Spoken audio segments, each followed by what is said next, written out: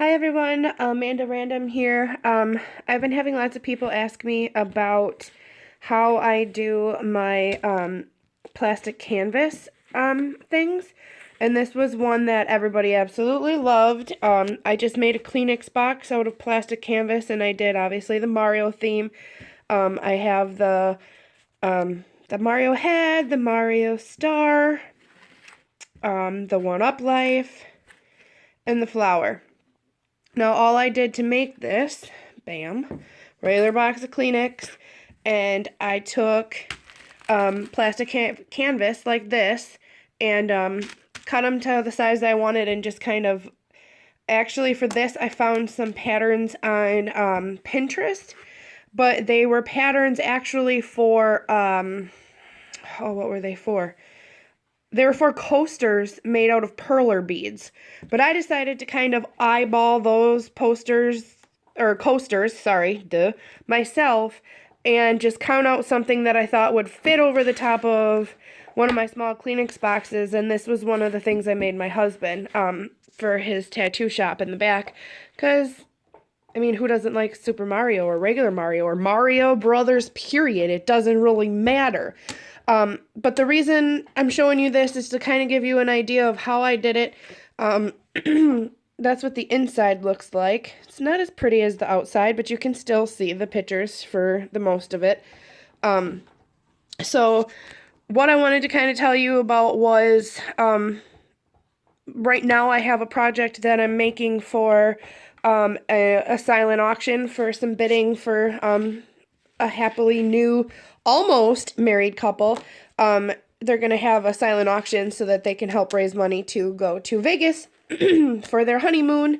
So one of the items I'm going to be making is a Kleenex box, something like this, but a lot of them are Batman fans. So what I'm going to do is make a Batman one.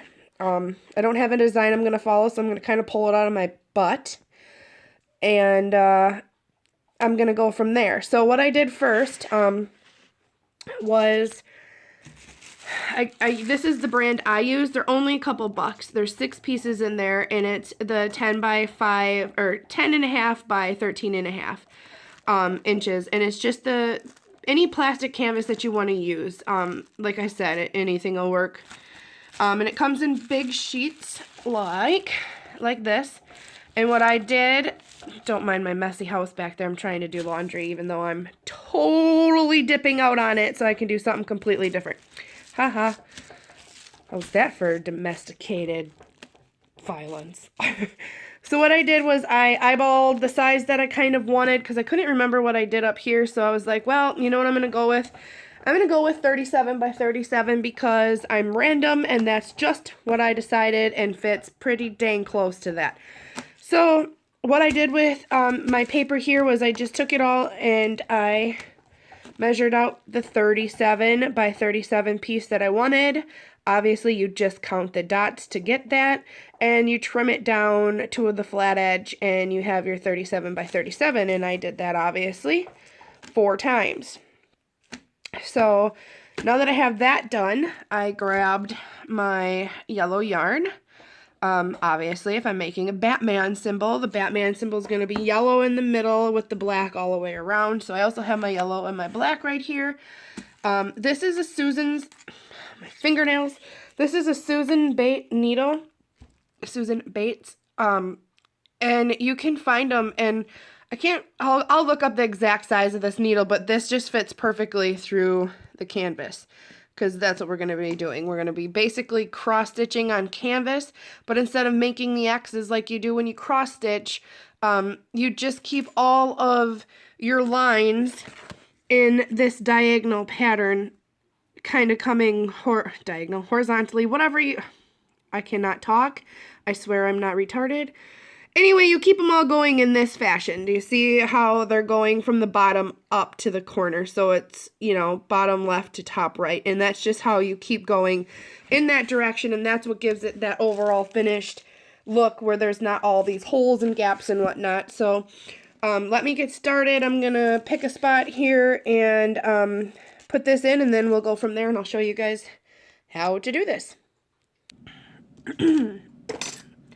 All right, guys, I'm gonna do is take my first canvas that I'm gonna use, put the other 4 aside, and obviously because I'm not thinking correctly right now, because of course it's on video, so you honestly need 5 because you need one for the top panel. So you would actually have 5 of these and not 4. Duh. Yeah. Let's watch a tutorial from a girl that doesn't know what she's talking about. I swear I do. I did make this. Okay, so you really need 5 of these. I'm thinking, actually I don't know what I'm thinking because I have no pattern this time and I'm just going to kind of eyeball it. And what you want to do is just get your needle and your thread, pull it to however is good. I usually, they say take about an arm's length of yarn. This is really hard because I'm trying to tape this myself, but I use more than that because I just make sure it doesn't get tangled up as I go. So, I mean, whatever's comfortable for you. If you have a small area of one color, don't use that much because you're going to switch colors. So, if you have a big area of one color, then, you know, go for it. And I'm using yellow right now just because I want to show you guys one of the, let me move this, one of the most important rules, and I don't know how well you're going to see black, so I'm going to start. One of the more important rules is, like I was talking, everything is kind of on a diagonal stitch. And when you start, anytime you're going to run from the right side of your canvas over to the left to do your stitches, you're always going to come from the bottom, which would be this bottom stitch. And when you leave about, I'd say, 1.5 inches to 2 inches in the back behind the canvas, and you just kind of hold it back there so that when you're stitching you can catch over it. So now what I mean is I'm holding this in the back, this little tail, and now because I'm going to work this way from the right to the left, I'm going to come from the bottom and go into the top, which would mean this roll, and it's got to be on a diagonal. So you're going to pull this through. And then if you're coming from the bottom again, I hope you guys can see this. There you go. If you, obviously, to finish this row of, say you're going to make a row of yellow, you come up from the bottom,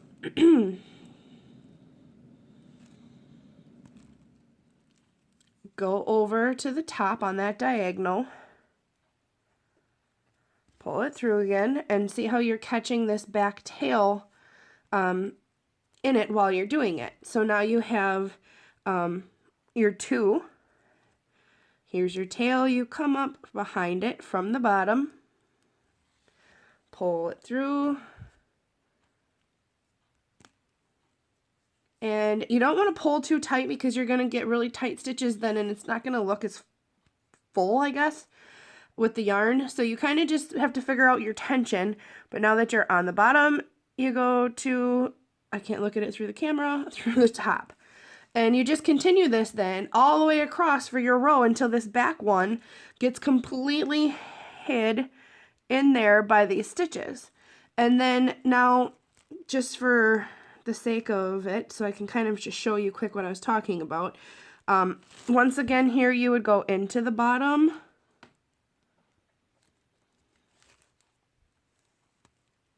and up through the top, catching that yarn behind it to just kind of secure it in there. Now, say that your yellow doesn't go any farther and you actually have to come up now and start the second row because this is all yellow right here. Now, when you're going to come back from the left side and you're going to work to the right side of the canvas, that stitch, I know it sounds confusing, but it's really not. If you're working from the right to the left, it starts on top and goes to the bottom.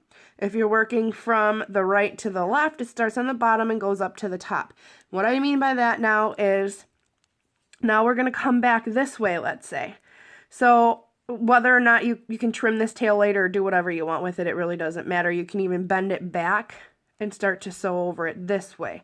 But that's taken care of, so let's just show you what I mean by the next row here now. So now this box also has to be, so instead of coming from the bottom and going to the top of the stitch, I'm going to come up from the top of the stitch without a big messy knot. I'm using a piece of yarn that has a knot in it. I don't know why I'm doing that. I don't know if you can see it, but whatever. And now from the top of this stitch, you're going to come into the bottom, which is the row that you just last were working in. Because like I said, now you're coming back from the left to the right side. So then above that stitch, you just come up again right next to it. And then you go into the bottom corner right here that you just worked into on the bottom row. Let me make sure my camera's catching this. So now that you're coming from the top, you go to the bottom. And you just got to think about it in lines. And it depends on what stitch you're doing that, you know, actually, I don't even know what I'm talking about. Depends on which stitch you're doing. If you're just filling them in one by one like this, this is the simple rule, and that's the only rule you have to follow. Top to bottom if you're working from the left to the right, and bottom stitch to the top stitch, always staying on that diagonal while you work your pattern, whatever your pattern's going to be, or you pull it out of your butt like me. So now we're coming to the end stitch, so we're going to pull this from the top and put it down into the bottom. And now you have your row of just, you know, the ones that you needed. And that's the whole process of this whole entire thing. All you're doing are switching colors, counting, and making sure. So now I'm going to get out my black, actually start some of the, I don't know what you want to call it. Why am I making videos when I can't talk? Anyway, I'm going to get out the back black and start making like just the outside exterior of this so I can kind of figure out how I want my Batman sign to fit in here. So with that said, I'm going to pull this out and show you guys, I'm going to figure a pattern out or something, and then I'll be right back. Alright guys, now what I've done so far is I just started in this bottom corner, working right to left.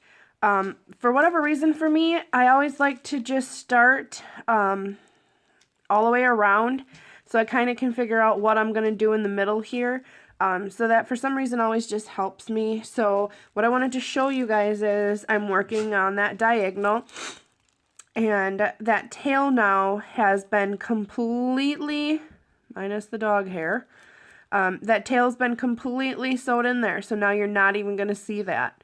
And that's what holds that stitch, which holds the tail in there. And then you just continue to work from the bottom to the top,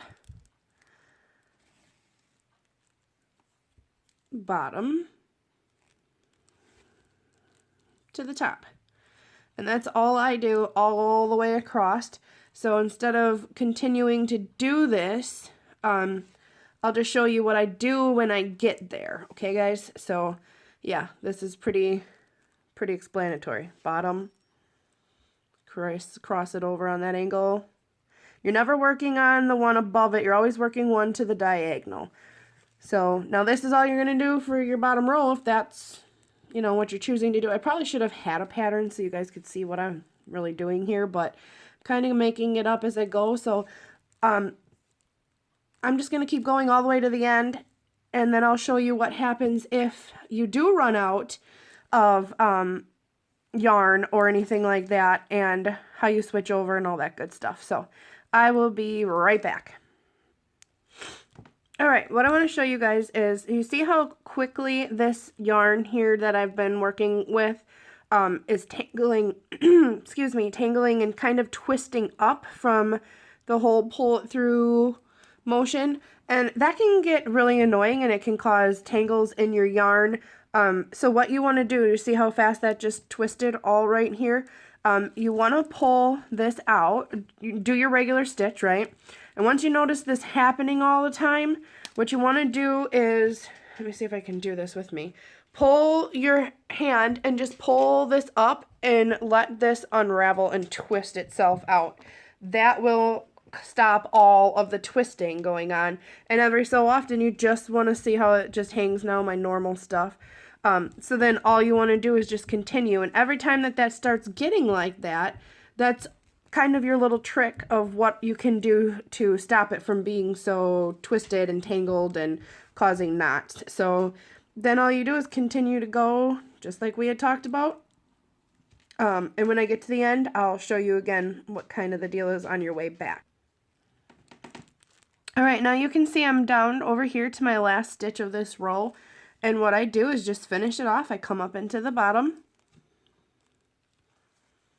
pull my yarn through, come up into my last stitch here at the top on that diagonal. And now I have enough yarn left, so what I'm going to do is start my way back.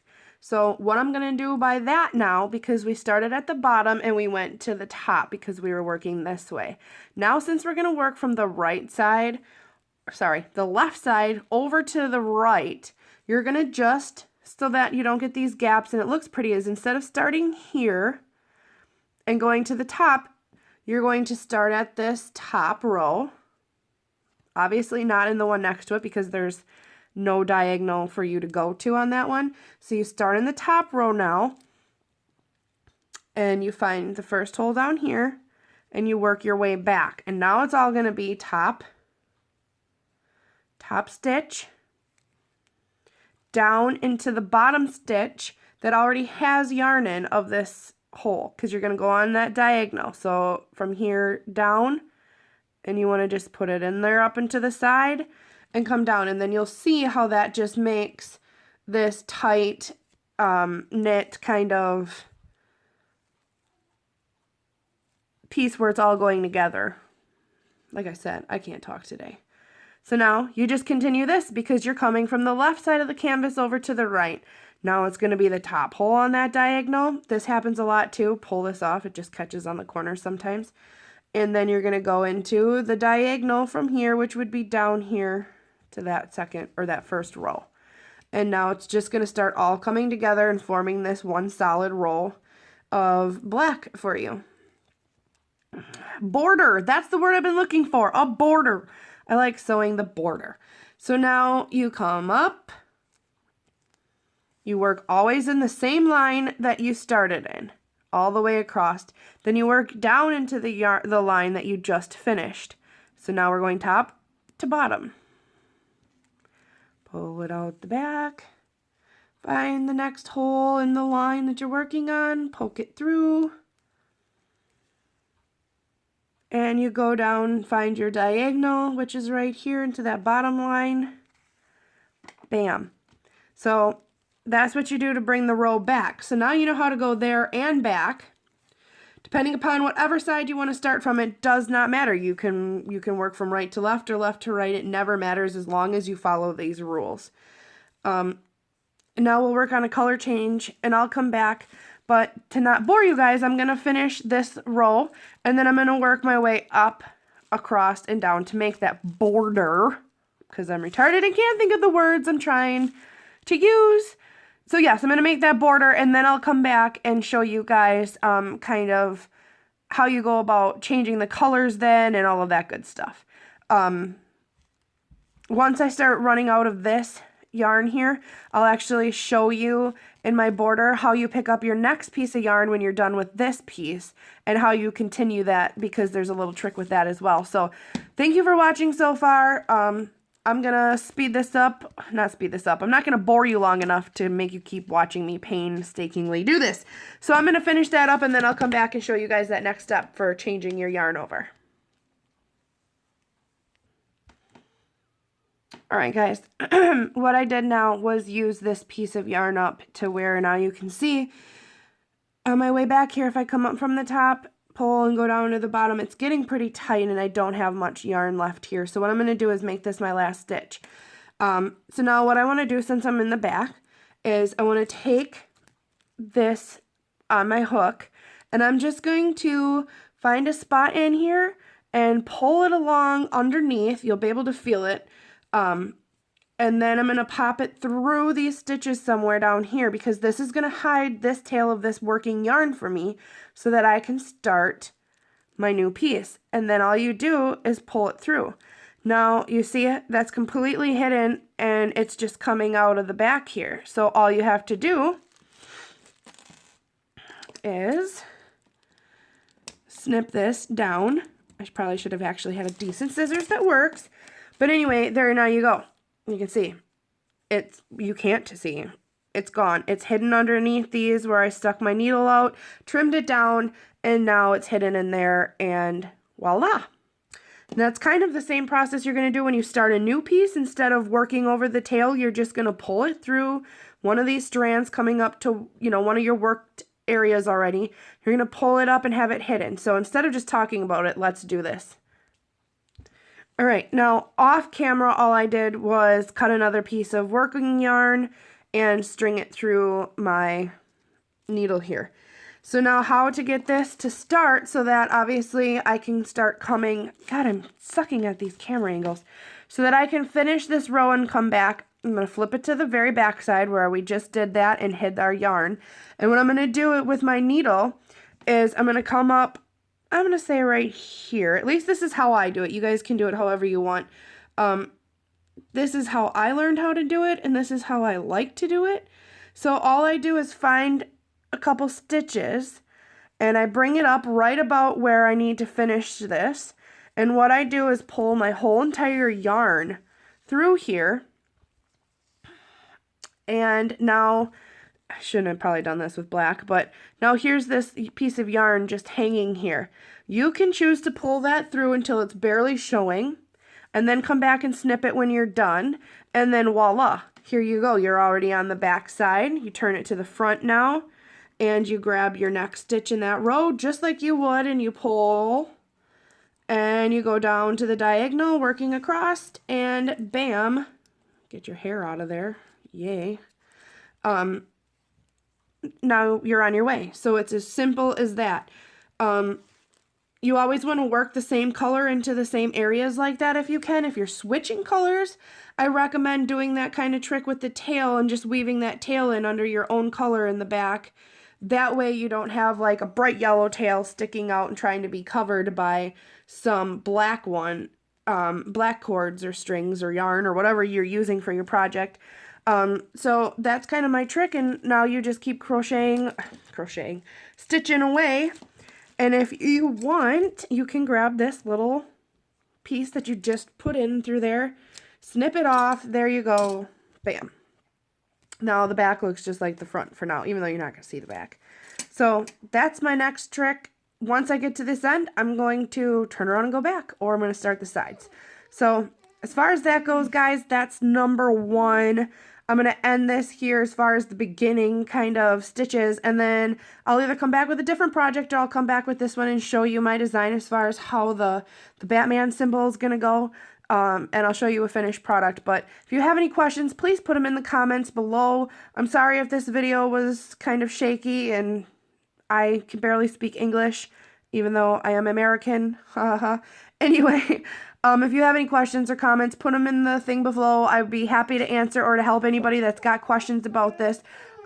This is a stress reliever for me. It's fun to do. I always come up with something crazy, and you can decide to do what you're going to do and make your own awesome design. It can be tissue boxes. It can be anything and everything you can think of. The sky is the limit. Thanks for watching, guys, and I'm going to label this one part 1, and I'll come back with some more information for part 2.